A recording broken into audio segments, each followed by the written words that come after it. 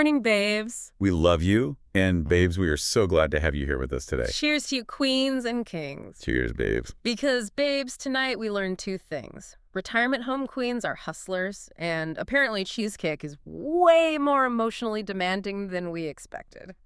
So much more demanding. I mean, I am genuinely physically recovering from the sheer psychological warfare of our kitchen this afternoon. Oh my gosh, yes. We faced our absolute demons in front of the oven, but we are going to get into all that trauma in a minute. We definitely are. But first, babes, we have to pause everything. We need to give a massive, high-energy, literally screaming from the rooftops, shout-out to our Snark squad royalty. The holy trinity of the DM. Yes. Shreya, Preet, and Pauline. Legends. Absolute legends. They truly are. They slid into our DMs and they laid down the law. They were like, you need to cover this. We are losing our minds. Babes, we gotcha. We did. And babes, you already know the drill. Send us your suggestions, and babes, we will cover them. We literally exist to unpack the mess for you.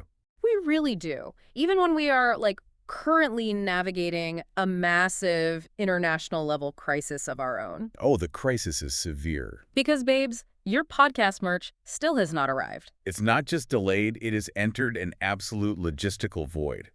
Like a black hole of commerce. Low-key, we are starting to think we may have gotten fully scammed. Oh, I am convinced. It's giving offshore shell company. It's giving, we took your capital and fled to a non-extradition country. Right. I keep refreshing the tracking number and it just says in transit, but like where? Where is the transit? At this point, I fully expect to see our Snarkside hoodies being worn by underground arms dealers in Eastern Europe. I'm screaming. Yeah. But honestly, that's a whole other story. Yeah, probably requiring a whole other legal team. Exactly. So for now, we are just sending love to the amazing Snark Squad queens supporting the show anyway. We feel your love, and we are fighting the shadow organizations to get you your gear. We promise. And honestly, all this merch drama is exactly why our drink situation has significantly escalated today. Escalated is an understatement. Because, babes, originally we were drinking regular Palomas. Just a nice, classy, on-the-rocks moment to ease the stress. Very demure. Wow. Very mindful. Right.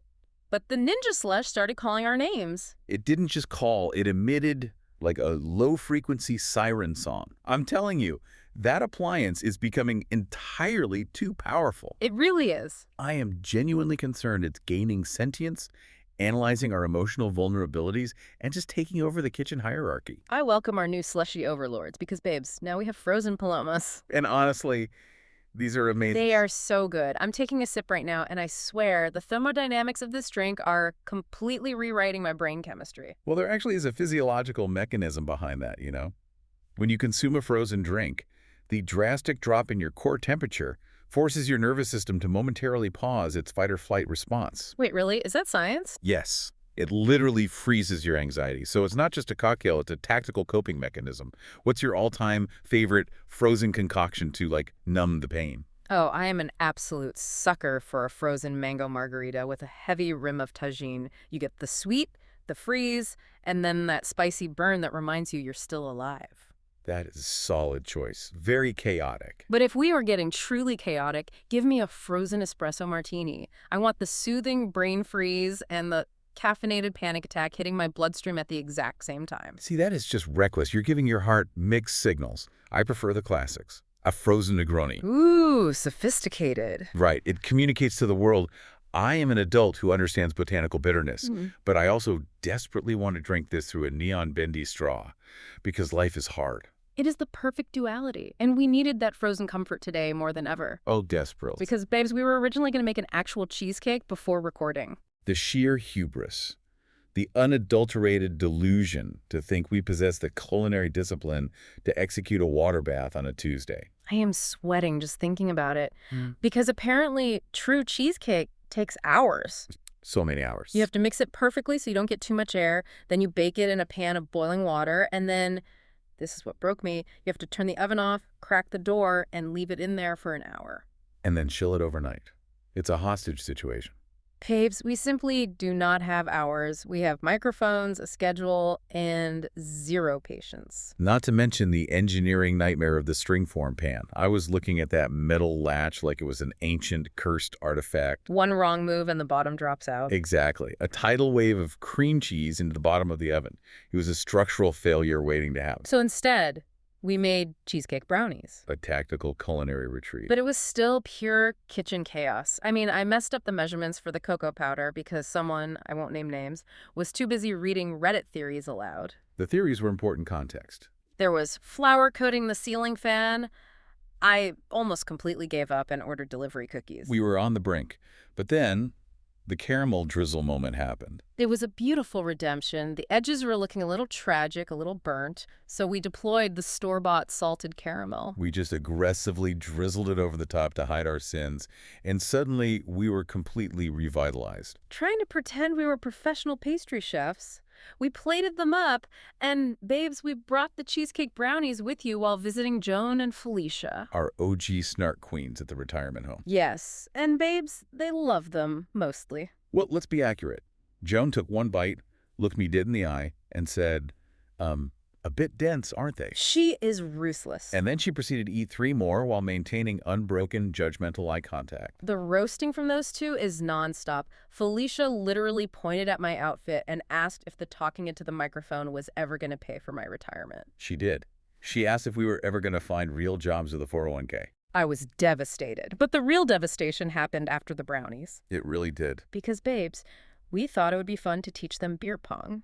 We thought we were bringing a little youthful joy to their afternoon. We fundamentally misunderstood the threat level. We did. We walked in there acting like benevolent ambassadors of youth culture, completely unaware we were walking into a trap. Because somehow, Joan and Felicia beat both of us in one single round. I am reeling just saying it out loud. It wasn't a game. It was a perfectly executed psychological operation. The humiliation is profound. I thought we had the hand-eye coordination. They had this terrifying, secret competitive energy. They didn't even miss a cup. And the way they celebrated, too. They were aggressively high-fiving. It was a ruthless, dominant victory lap. I am officially accusing them of hustling us. Think about the mechanics, right? Joan was running interference. She was casually asking you invasive questions about your dating life to throw off your equilibrium. She totally was. Meanwhile, Felicia, who claims she has arthritis, by the way, was mathematically arcing those ping pong balls into the cups with the precision of a heat-seeking missile. It honestly makes me question everything. Are retirement homes secretly just chaotic underground party zones when the visitors leave? 100%.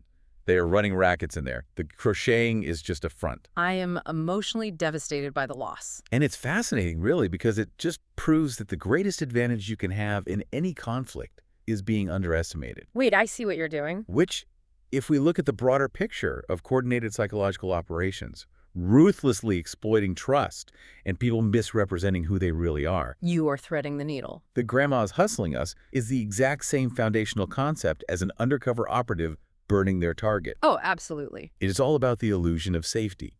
You look at a sweet old lady or a devoted husband with amnesia and you lower your defenses.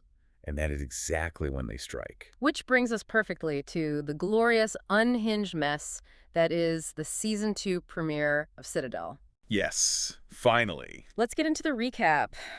We are avid fans, and we are dying to tell you what happened. We have so much to unpack. We are talking about Episode 1, Baked Alaskas, which, by the way, has the most dramatic alternate title, Relentless Shadows and Rogue Ties. Ooh, dramatic. Babes, we live for the spy drama, the tension, the twists, but we have to address the elephant in the room.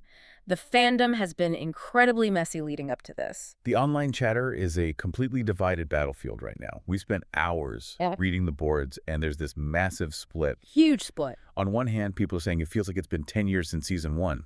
The sheer gap in time left viewers genuinely disoriented. I mean, the lore is dense. I fully had to watch a 20-minute recap video before hitting play. It is incredibly dense. So you have a faction calling the plot a muddled mess, pointing out plot holes and saying the show asks too much of their working memory. Right. But then you have the other half of the fandom who are absolutely thriving.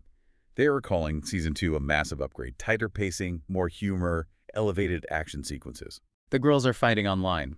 Right. But we are here to break it all down. Let's set the scene. Yes. We open in England. We are on this ultra-luxury boat party hosted by a guy named Maxwell Montaigne.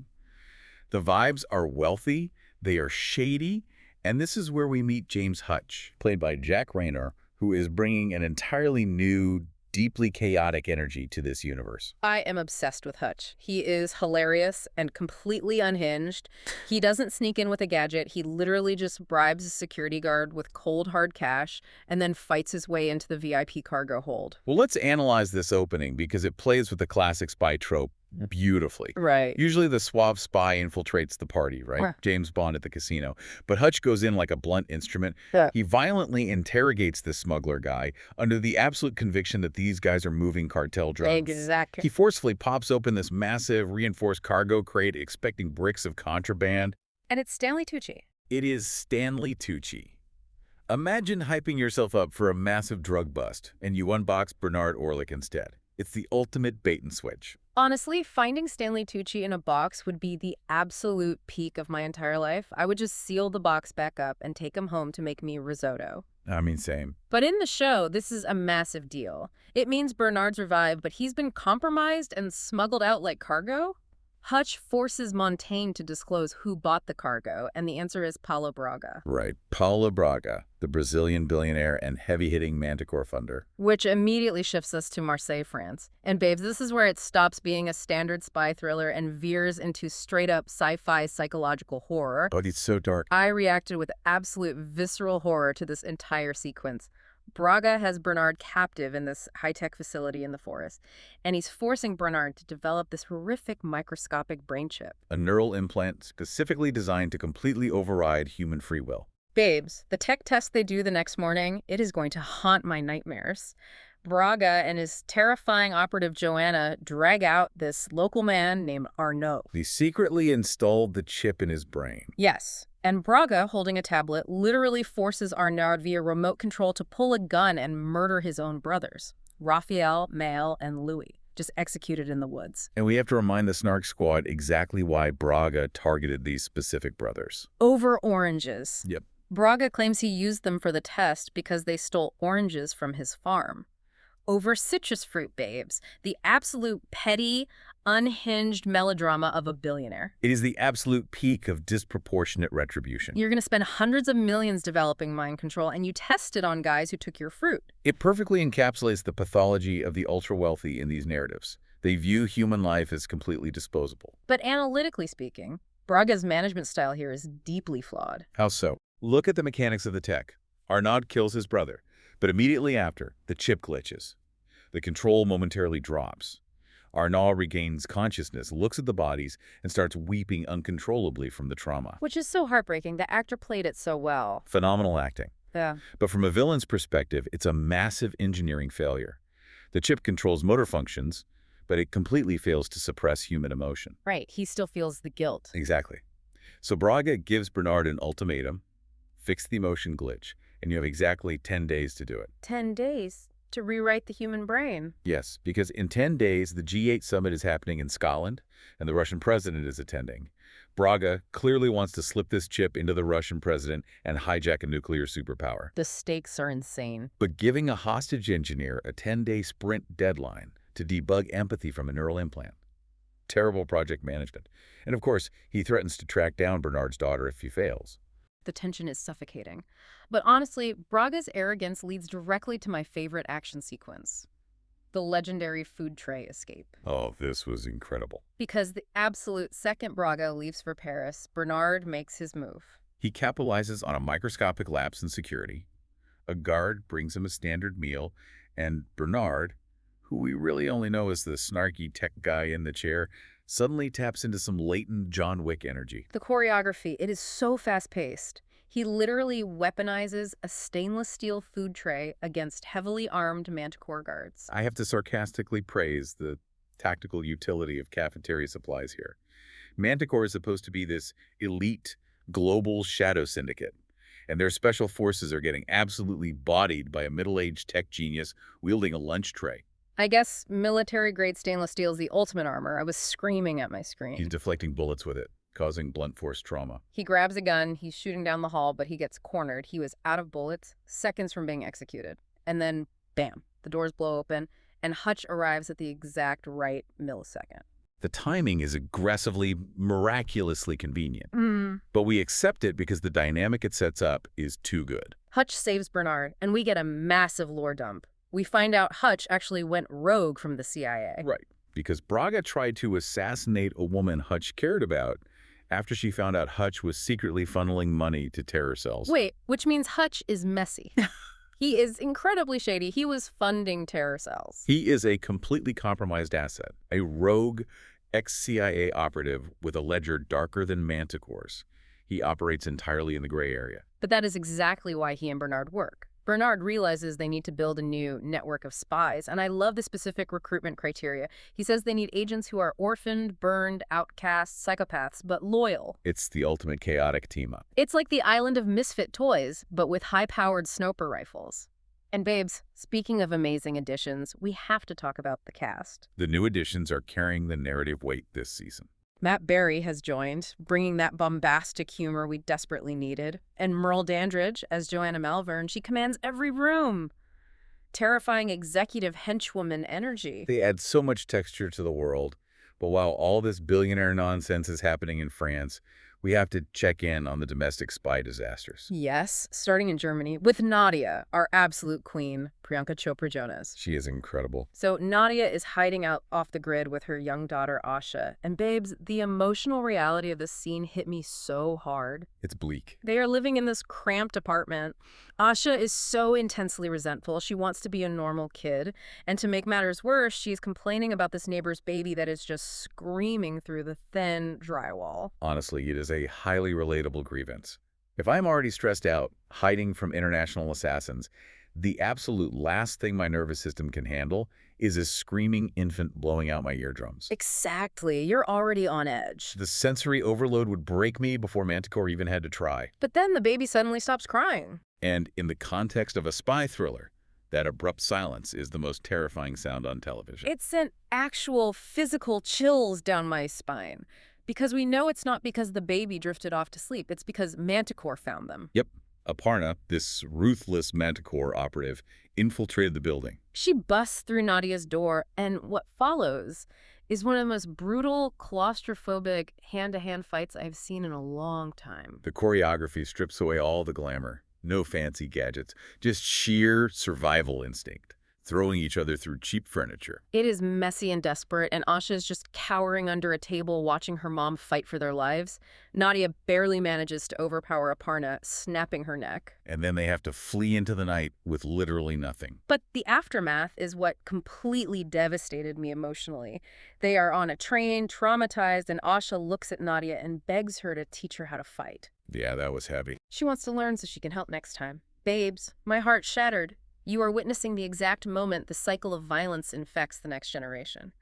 Nadia's face, you can see it, break her soul. It's the tragic reality of espionage that the genre usually glosses over. Your children become collateral damage. Which brings us perfectly to our other favorite tragic spy dad, Mason Kane, currently losing his mind in Sweden. Richard Madden looking perpetually distressed while chopping firewood, babes. It is an aesthetic, but it is a painful one. Let's dissect his mental state, because the writing has shifted his character completely.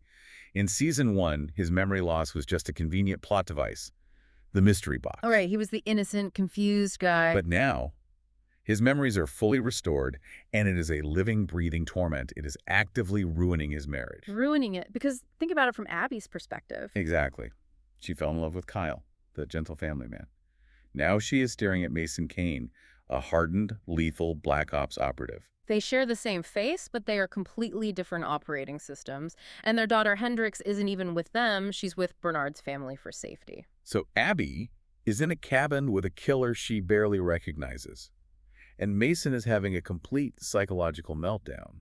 It's giving intense identity crisis. It's giving the we desperately need couples therapy, but our therapist might be a Manticore sleeper agent. Seriously. And babes, all of this simmering tension completely boils over at the very end of the episode because we finally arrive at the ultimate betrayal. The twist that had me screaming at my television. It is a structural earthquake for the entire show. So Nadia seeks out a man named Frank Sharpe in Europe. He's this legendary underground con artist, and she desperately needs fake identities. But Frank says no. Frank claims he is radioactive. which means his reputation is so compromised that no one will do business with him. But Frank doesn't just let an asset like Nadia leave empty-handed. Instead of passports, he drops a nuclear bomb on her reality. Oh, it changes everything. Frank reveals the truth about the mole. For years, Citadel thought some random deep-cover Manticore plant leaked their files. But Frank looks her in the eye and says, the mole wasn't a stranger. It was Mason Kane. Her husband. The father of her child. The man currently chopping wood in Sweden, acting like a victim of circumstance. Babes, the cinematic flood of repressed memories that hits Nadia, the montage of their marriage, the profound trust, and to realize that he was the one who sold them out. Unparalleled toxicity. I am fully spiraling over the sheer magnitude of the marital betrayal. We have seen a lot of bad relationships on TV, but I am officially labeling Mason Kane the most toxic TV husband of the week. Maybe the decade. Absolutely. Forgetting your anniversary, this man forgot that he systematically dismantled a global intelligence agency, got his colleagues murdered, and painted a target on his wife's back. How do you even begin to recover from that conversation? What is the apology tour?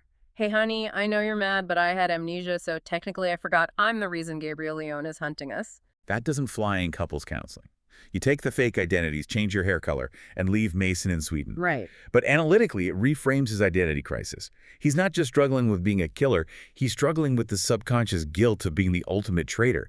His brain wiped his memories because his psyche literally could not handle the weight of his treason. Babes, the layered drama, the psychological twists. I need episode 2 to load immediately. But before we completely lose our minds, and before my frozen paloma melts, it is time to pivot to the segments. We have curated some very specific, highly chaotic categories for this premiere. Yes, we do. Segment 1, most suspicious energy. Babes, which character feels like they're hiding absolutely everything? Who is the sketchiest person on screen? You start. Thank you. I am making a formal, highly analytical, sarcastic case against Frank Sharpe. Ooh, really? The data broker. Absolutely. Think about the architecture of that scene. He claims he's radioactive, completely powerless to get basic passports. But he miraculously has the single most classified piece of intelligence on the planet, the identity of the mole, ready to drop the exact moment she asks for help. Oh, that is a good point. It feels entirely too constructed. Is he actually radioactive, or is he just playing Nadia, manipulating her into turning on Mason before Manticore even has to lift a finger? Wow. And an information broker thrives on chaos. I don't trust his helpless routine for a second. He planted that seed on purpose. Okay, that is a deeply solid analytical take. I love a good manipulation theory. But babes, I am going to push back. Oh, are you? Yes. I have to argue that the award for the most suspicious energy goes directly to Mason's subconscious. Wait, his subconscious is literally on trial. You were indicting an abstract concept. Absolutely. Because I am reeling over what else he might have forgotten to tell everyone. Look, if your brain can repress the fact that you destroyed your own agency, what other life-ruining secrets are locked in that vault? That's fair. Did he forget he has a secret family in Geneva? Did he forget where he buried a body? His own fragmented memory is the single biggest threat right now. I trust nothing that comes out of his mouth because he doesn't even know what's real in his own head. Okay, when your own memories are classified to yourself, you are a walking liability. You are a bomb that doesn't know its own timer. I will concede that. Let's move to segment 2, retirement home spy rankings. Yes. Based entirely on the humiliating beer pong hustle, we are assigning Joan and Felicia their rightful spy roles. It's only fair to recognize their game. So who is the Paulo Braga of the retirement home?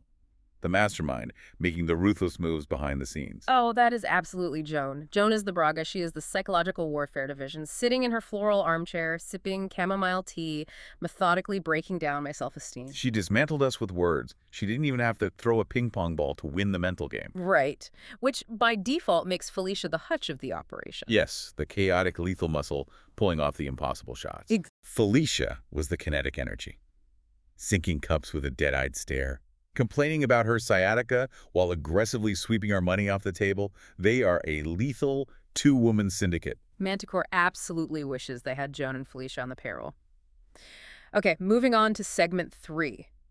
This one is hilarious and fully self-deprecating. The category is, could we survive spy life?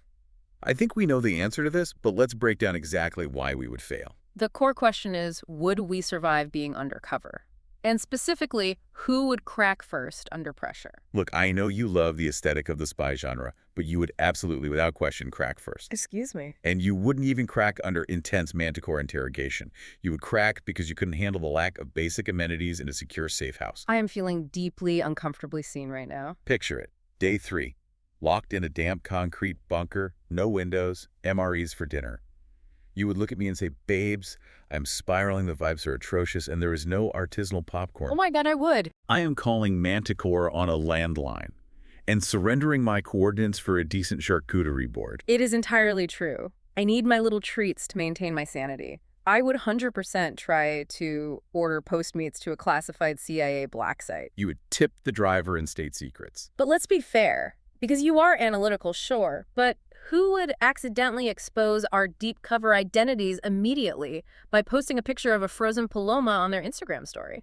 Okay, yes, that would be me. Thank you. You would leave the geotag on. I wouldn't do it maliciously. I would just want to document the sleek stainless steel aesthetic of the safe house kitchen. I'd use a Moody filter, post it for the close friends list, and boom. A tactical drone strike because you needed a beverage check? Within 3 minutes, the Russian president knows our exact latitude and longitude. We are biologically unsuited for espionage. We can't even bake a cheesecake without a nervous breakdown. Which brings us perfectly to our final segment. Segment 4, Kitchen Chaos Awards. Babes, to honor our trauma, we're handing out awards based on our baking disaster, tied directly to Citadel. First award, Most Chaotic Cook. This goes to Bernard Orlick for weaponizing a food tray, because the frantic survivalist energy I had trying to figure out that springform pan was the exact same energy Bernard had swatting away bullets. Pure desperate survival mode. Next award, Most Likely to Burn the Brownies. Manticore is an organization. Burning down safe houses, burning down our hopes and dreams, and Braga probably intentionally burns baked goods just to assert dominance. I burnt these brownies over oranges. Okay, final award, Most Dramatic Kitchen Meltdown. That goes to you during the Great Caramel Drizzle Panic, which I am directly comparing to Mason Kane's devastating identity crisis in the cabin. Babes, the emotional stakes were identical. Mason is staring in the mirror, having a full existential collapse about being a killer, and I was staring at the batter, having an existential crisis about my culinary legacy. We both stared into the abyss today. It's poetic cinema. It really is. Oh my gosh, babes, my heart rate is finally normal. What an incredibly packed episode, and what a chaotic day. From the sentience of the ninja slush to Manticore mind chips, we traversed the human experience today. We laughed, we spiraled, we questioned the trust of our marriages. And babes, we want to thank the Snark Squad profusely for hanging out and unpacking this mess with us. We literally could not do it without you. You are the reason we subject ourselves to these emotional roller coasters. But before we go, we need a definitive Snark Squad consensus in the comments. Is a real water bath cheesecake actually worth the intense emotional labor, or are cheesecake brownies the superior, stress-free truth? Do not leave us hanging on this debate. Remember to like, comment, and subscribe. It helps the show grow. And please keep sending in your personal messy stories. TV plot betrayals, kitchen fires, getting hustled by the elderly. We want to read every single one. We live for the mess. We really do. And remember, before you trust anyone with your heart or your secret family recipes, always check if they are the mole first. Just a little pro tip from Mason Kane's marriage. Words to live by, babes. Stay fabulous, stay messy, and we will see you on the Snark side.